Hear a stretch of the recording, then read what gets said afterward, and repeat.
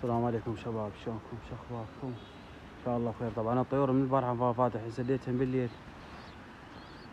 هذا الحيوان مالتي رايح اليوم هدوه، البارحة وقع بشرجية وجاني، وهاي الطيارة ما ادري من طالعة، ولقيت ذني هذا البخاري غريب، ولقيت هذا ارفل صغير خطيه مشلب بالسيم، وهذا الزوير هم ما ادري من طالع الحيوان.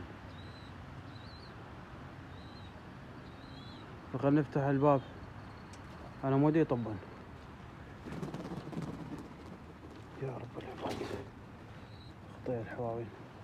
هذا الارفلي، هذا الزوير مالتي القديم، وهذا ما ادري شنو بخاريه. يلا خلي يطلعني ياكلن.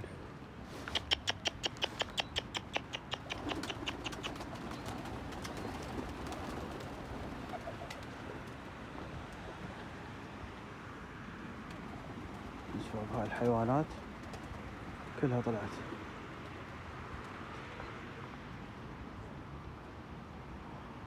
بس شو نسوي؟ خلينا نعشيهم. طبعا اكل همين ماكو، حاطين تمن خالصين اكل.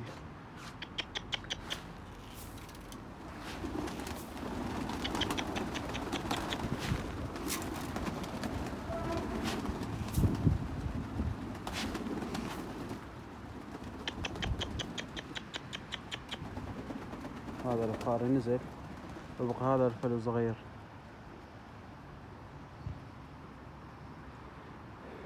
شيء اللي ما شاء الله كله صيد اليوم.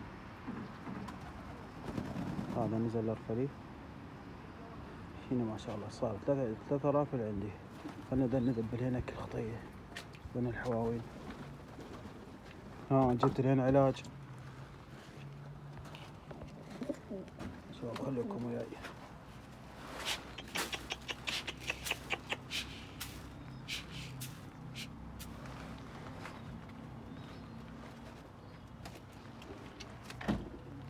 يلا شباب، نلزم هنا ونرجع لكم.